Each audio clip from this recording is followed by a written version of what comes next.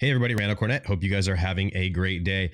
Wanted to make a quick daily update for you guys, give you guys kind of an idea where my head's at and what I'm expecting for the rest of the week. That being said, we came out strong today, guys. I mean, just right off the rip, some giant green candles, and it looks like they tried to fight us, but we're no match at all. We just literally blew through this all day, just tons of volume.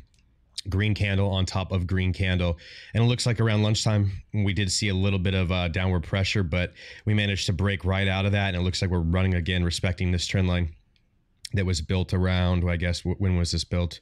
Around this $56 level, trading above the VWAP, which is very nice. And moving past the charts, let's look at some of the information for today that I think will be interesting to you guys. So as of so far today, we're sitting at 136 million in volume on the dark pool. That accounts for 61% of the volume on the day. All things considered, guys, with this amount of volume going on the dark pool, the fact that we ran the way we did is absolutely absurd. Like, hats off to you guys. You did absolutely amazing. We all did amazing. I did manage to buy a little bit this morning. I don't have as much funding as I would like to have. The majority of it is kind of already been dispersed, but any extra cash that I do get, I am pushing into AMC, and I expect to roll some of my profits from my options into more shares of stock to increase my overall position. But yeah, 61% of the volume today so far in the dark pool. And what I have here, if you look at this bottom chart, let me see if I can move this up a little bit for you guys. Okay, so you could see these orange bars basically down here is today's dark pool volume on like versus the price action. Okay, so this is kind of unique, just so you can see how much is going on in the dark pool per, you know, these timestamps. And it looks like when it was at its peak is when we were kind of just getting going in the morning. It had no real effect on us. What they plan to do with these shares, who knows? We don't know if they release them into the market, if they are going to use them to short us. You guys know how I feel about that. But it's interesting to see how this has kind of died off towards the end of the day. But it was really, really prominent at the beginning of the day. So if we want to look here, so we're over here and I'm basically looking at some of the, on this right side of the screen, we can see some of the dark block purchases that were over, you know, $1 million. So it looks like only one print has triggered so far. Looks like a dark block went off at 200,000 shares, $11 million worth of AMC stock. They triggered this at $57.60 was the price of the security at the time. And if we want to look at the options chain, what I'll do is I'll put a filter on and we will look at anything above 500,000. And there's some actually some puts that are kind of unique though, because look at the prices at the puts, $65. So they're betting big that we don't get over that. And I think that they are going to be wrong and they will probably exit this position. It looks like there's another one at $65 as well. $1 million on those puts as well. I hope we make those guys pay. But if you want to look at some of the other options that are a little bit bullish for us, we can see a lot of these are expiring on the 18th. The open interest there is absolutely crazy. But I mean, these people are betting big. $55 is the majority of the strike prices that I see. One at 145. This person almost put $1 million down. Very nice to see. And then if we want to look at the actual AMC options chain, this is the expirations for our foreseeable future. We can see this 18th one is just, it's a giant, it's a behemoth compared to these other, I guess, if you will, option candles. And this is just for the 18th, which is, again, good for us guys, which is why there's so much hype around this date, because if these options end in the money, we are going to cause some havoc for these hedge funds. And I think that we are. I think that this starting off Monday strong like we did was a big thing for us. If you want to look at the actual option order flow sentiment, we're looking, it's bullish, which is good. And so this is interesting, this number. The reason why I'm even deciding to share this with you guys is because this basically gauges the risk in hedging against this stock, right? So what a lot of these hedge funds would do or whatever, like if they wanted to take a position to hedge their risk, usually it's 16%, but right now it's 31.4% is the cost of hedging downside. So it's becoming quite expensive to even bet against in terms of hedging against AMC, which again is good news for us. One thing that I thought was interesting too, so a lot of you guys have been hearing about these puts being put on HYG, right? And if you haven't, basically a lot of apes have figured out that HYG is getting a lot of puts put on it for this June 18th options expiration. And what that usually means is, well, typically what people are making the correlation on is that these HYG, when they basically tank, usually the market is crashing. So the fact there's such an abnormal amount of puts on that date is maybe indicative of what maybe some of this institutional money is thinking might happen. And HYG is basically just a quick breakdown. It's one of the most widely used high yield bond ETFs.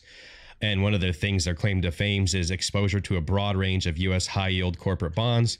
And it says the shares iBox high yield corporate bond ETF seeks to track the investment results of an index composed of U.S. dollar denominated high yield corporate bonds.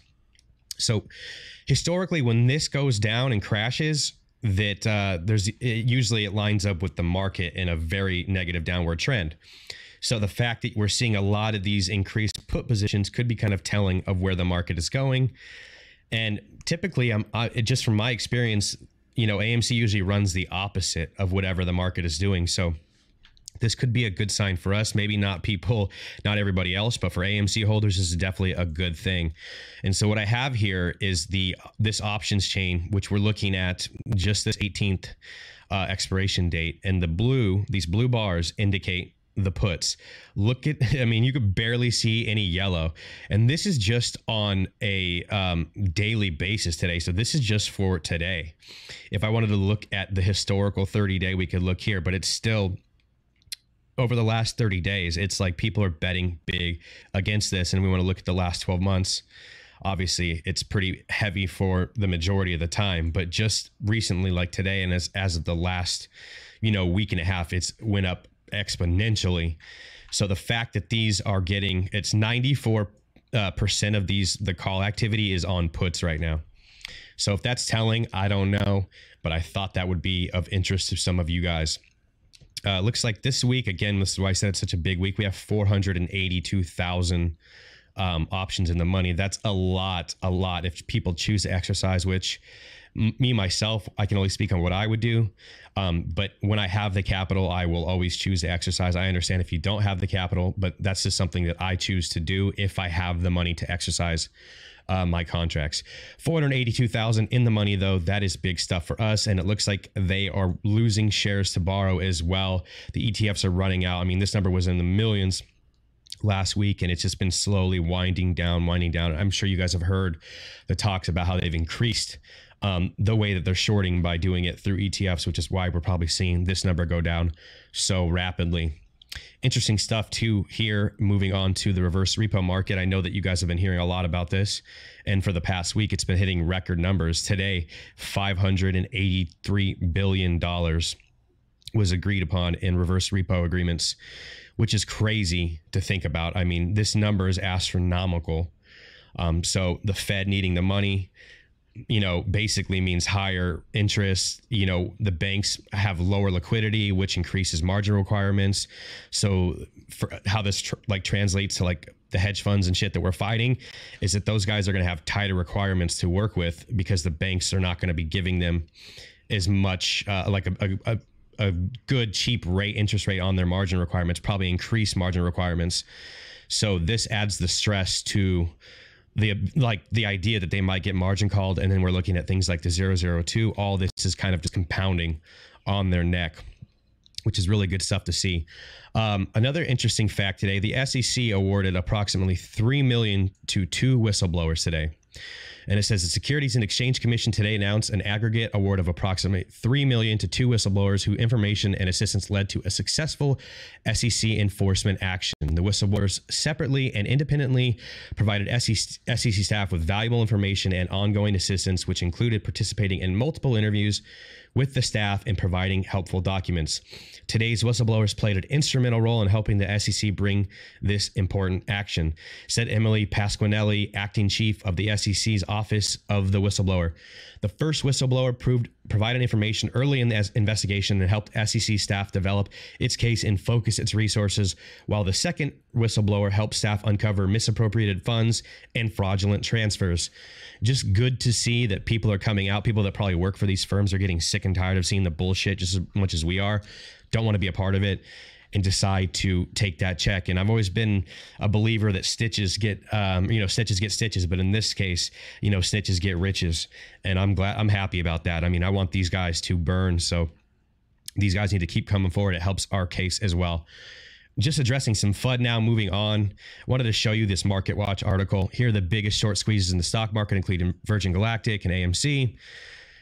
They go on to talk about AMC Entertainment and basically all these other, shorts of these stocks that are heavily shorted.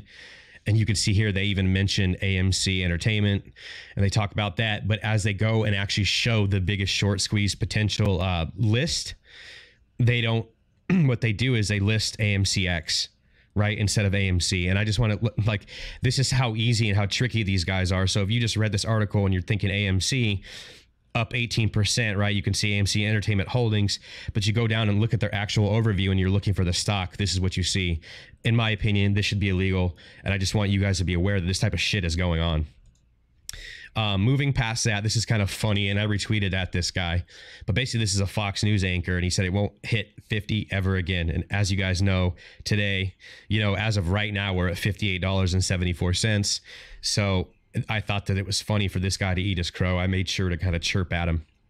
So that being said, just a little bit of a daily update for you guys. If you enjoyed the content, please like, subscribe. You guys have been showing me so much love. I love you for that. And we'll see you in the next one. I'll catch you guys later. Love you long time. Peace.